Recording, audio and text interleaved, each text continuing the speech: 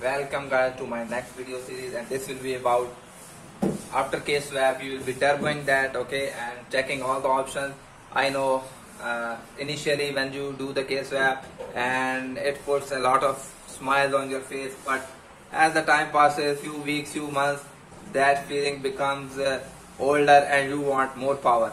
And so we have various options: the nitrous, the supercharger, and the turbocharger. Okay, with turbo there is a lot of room to grow. Okay, so I'll be covering that part. Okay, so I'll be covering the Sidewinder Manifold, okay, where the turbo mounts on the sides, okay, and I'll be covering the rear mount, okay, where the turbo mounts on the back side. I'll be covering how to upgrade your fuel system, how to convert this returnless system into return fuel system, which fuel pump will be bolt on, which injectors, okay, which clips, etc, etc. So I'll be covering all the options, okay, and this series will be not so detailed as my previous case series was, because I'll be not covering how turbo works, how wastegate works, how blow off valve works. No, I'll be covering mainly which thing fits, which things will not fit. Okay, I'll be covering both the external wastegate route, internal wastegate route. I'll be covering which exhaust option is best, the maximum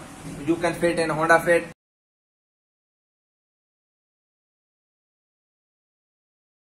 and the maximum you can fit in Honda CRZ, etc, etc.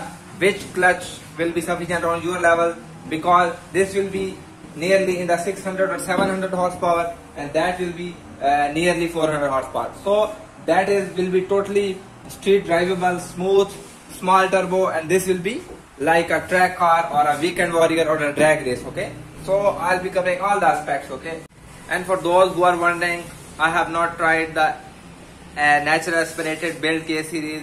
Believe me, I have tried.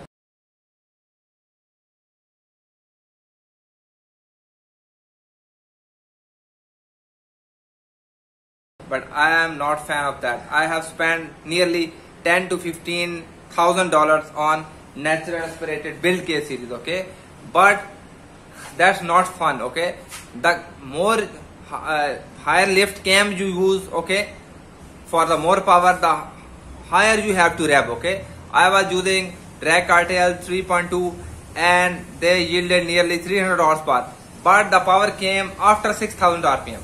So you have to rev them very high. Okay, the initial RPMs are not fun anymore on the street. Okay, maybe on the drag strip or maybe on the circuit, but on the street daily driving, natural aspirated setup is not for me. Okay, and another thing was the sound factor. Okay, you have to rev very high, and you have to be full flowing exhaust for the natural aspirated power. So that is very loud. Okay, especially the 3-inch exhaust is very loud. So that was another factor. Okay, the drone, the power, etc, etc. So that's why, and that's expensive route. Okay, so the turbo, you spend it one time and then you want more power, you just up the boost slightly more and you get more power. You up the boost and more power. But in NA you hit a wall. Okay, you spend everything on valve train, on cams, on exhaust, on headers, intake, many things. Okay, but still you hit the wall. Okay, like 300, you add more things, it will get 305, maybe 3010. That's it. But with turbo, just 1 or 2 increase in PSI, 20 HP increase, 4 PSI, 40 HP. So turbo options are unlimited. Okay, so that's why I chose the turbo route, and I have tried NA route, nitrous route, and this is the third best is the turbo route. Okay, and with the rightly choose turbo. Okay, not so big, so that will spool late. Okay, with that aside, let's start the series.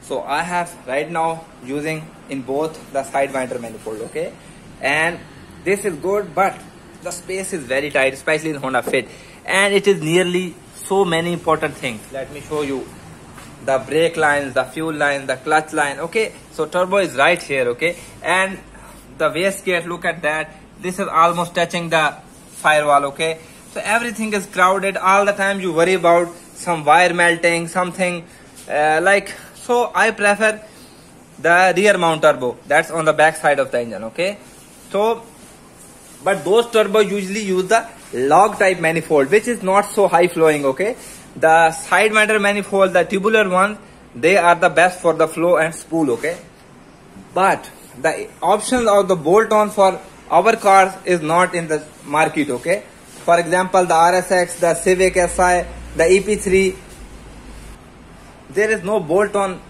option for CRZ or a fit K-Swap. So you can try them, but it will be risky. Okay, whether it will fit or not fit, because the chassis is different.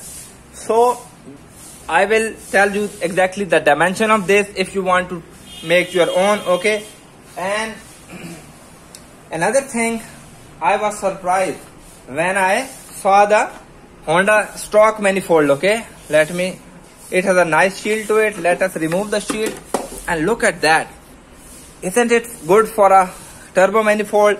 All the tubular ones, the equal length runners merging into one. Okay, and just welding a turbo flange here and turbo will be nicely here. Okay, so this is stock manifold, is very nice option. So I'll be trying that.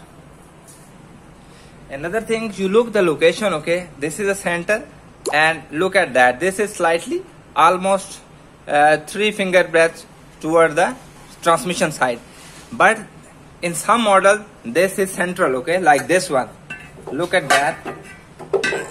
The manifold is central. Okay, but I think on the right hand drive the manifold is this one, because you see right here in right hand drive there is a steering assembly. I will remove this and you will clearly see.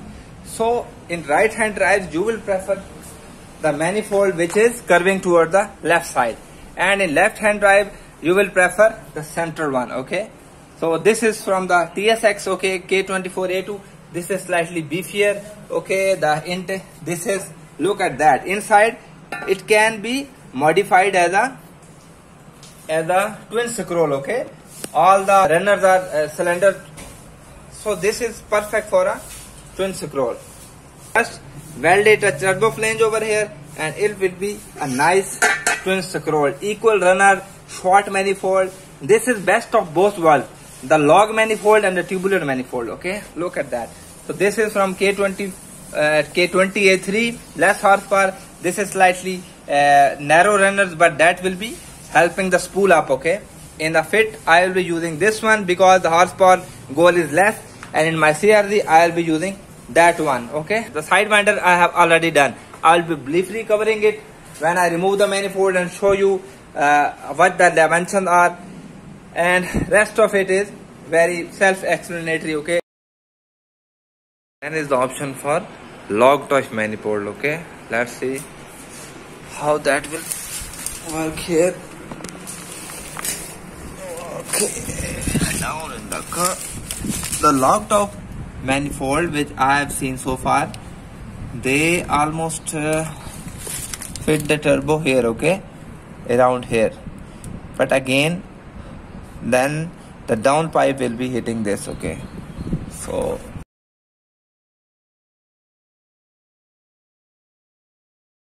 the down pipe is the problem, down pipe. So that's why it have to be custom manifold for the right hand drive cars. Okay, right hand drive car, the turbo will be around this junction, the engine and transmission junction, and then down pipe will 90 degree and then above. Okay, still 90 degree will almost hit it.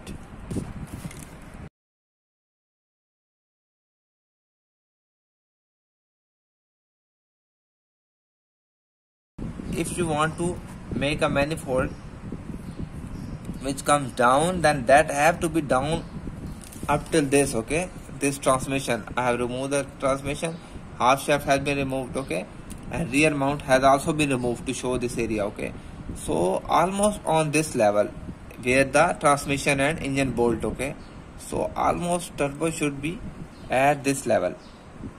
At this level, if the turbo is at this level, then the down pipe still will curve around and then almost 1 inch above from this electronic power steering assembly. Okay, that one. So that is a problem.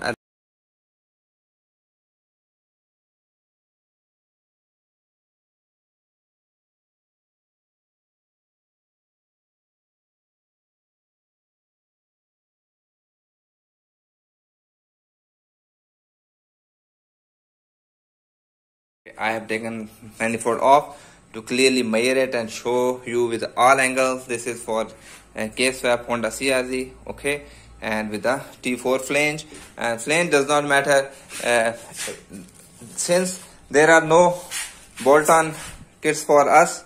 So whichever turbo you wanna use, first you will order the flange gasket for it, and with that gasket you can custom made this bracket, okay, the flange, this flange.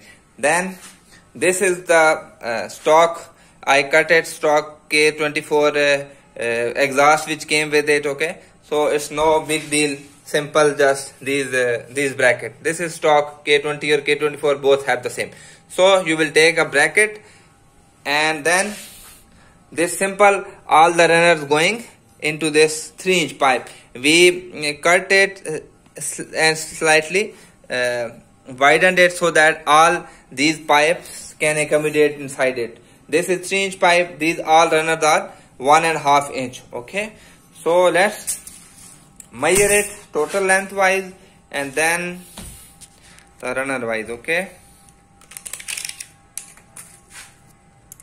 Okay, the total length from almost the end to the flange is nearly 20 inches. Okay, so this is the total length, almost 20 inch you can expect.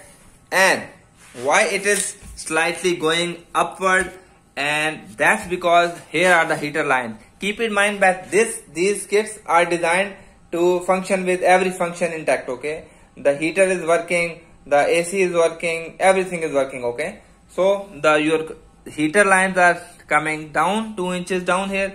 Here above are the fuel lines, so you cannot go much above because fuel line clearance and here the hood clearance might be an issue if you are the intercooler pipe is clocked this way. Okay, at the top,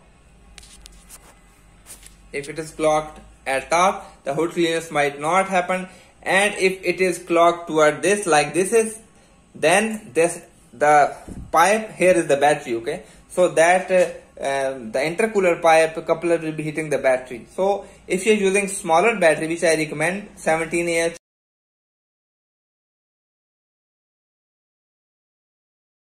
and then still this will hit. That's why I recommend to shift the battery in the back. And since this is a hybrid, you are removing hybrid batteries while K-swapping it, so why not use those hybrid wires? Okay, they are perfect. I will show you in the 3rd episode of this series how to make use of those wires and shift your battery to the back. Okay, so that way you can clock the turbo here and intercooler pipe will be easily passed. Okay, so we have measured this distance. Let's measure how much it is higher. Okay, so this is nearly the middle of the flange is nearly 6 inches and the top is 7.5 inch. Okay, so that's the how much above it is. And now we will, and here is your brake booster. Okay, here is your clutch cylinder. Okay, here is the firewall. So why the turbo is why the runners are curved slightly forward? Because here is the firewall and this is external wastegate. Okay, using the 42 mm wastegate. So we need to have some space for the down pipe behind. Okay, so this is down pipe, so we need some, this is 3-inch pipe. CRZ has enough space to pass the 3-inch pipe, but the Honda Fit, that I will discuss in the next episode, that's different story. Okay, space wise, runner wise and exhaust wise. Okay, so that's why it is slightly to the forward. And how much forward? Let's make this as a reference, the last screw toward the transmission side. This is engine side, this is the transmission side, and this is the flange is slightly nearly 2 inches coming to the forward direction. And now let me remove the turbo and turn this in this way so when you can see it on the other angle. So this was like that. I have turned it that way. You can see all the angle, all are rising up because this is almost okay 6 to 7 inches above, and this is very necessary. If this was straight, then every runner would hit another one, so you will have the clearance issue. But now you can see the first run is just gentle 30-degree curve going inside. The second, because this was in the way, that's why we slightly raised it, okay. This is nearly 2 inches, okay, and then an elbow and going straight into this one. So next is, because this is risen, that's why this third runner has a space. So we do not raise it much, just an 1 inch straight piece, then a small 1 inch elbow, and then elbow and going straight into that. And for the last one, because the space was almost occupied by 1, 2, 3 runners, that's why we raised it much higher. But this clearance excellent, and this is nearly 3 inch piece, then elbow, another elbow, and straight going into that. So this is very easy to make. Another point I want to clear that, okay, if you have power goals nearly 350, then I recommend use internal wastegate turbo. That way you will not have to make this flange or this flange, because these require quite a lot of difficulty, mismatching and angles to get them right, okay. Otherwise external wastegate slightly leaks, okay, if they are slightly not tightened, okay. So this is, let's see the downpipe. Okay, here is our turbo and the downpipe with a 3 inch bend clamp, and then gentle almost 60-degree bend, and then going straight another 60-degree, then the 2 oxygen sensors, and then into the flex pipe. So the angle is like that, okay. So here is the sway bar, okay. It is passing above the sway bar here, okay. Here is the sway bar, here is your steering assembly or body passing.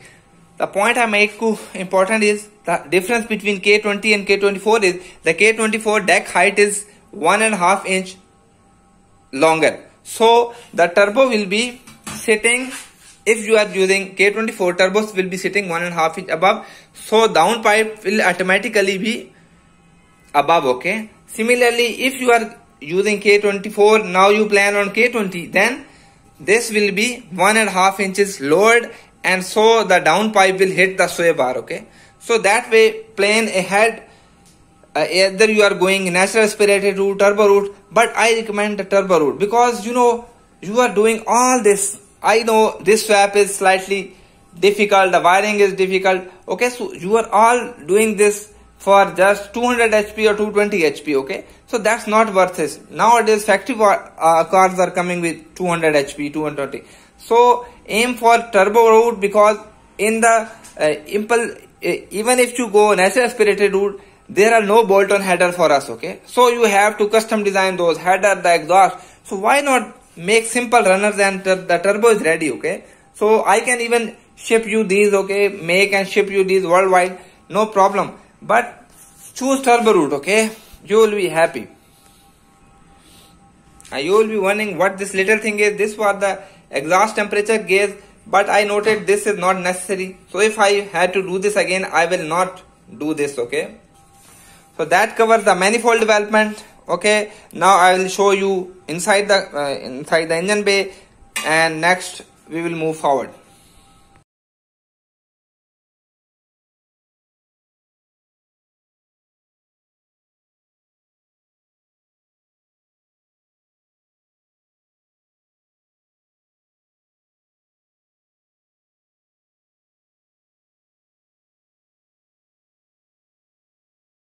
Okay, since we are stuck with a Sidewinder manifold, we have to protect the important structure, and the clutch line is this is the soft line, the rubber line.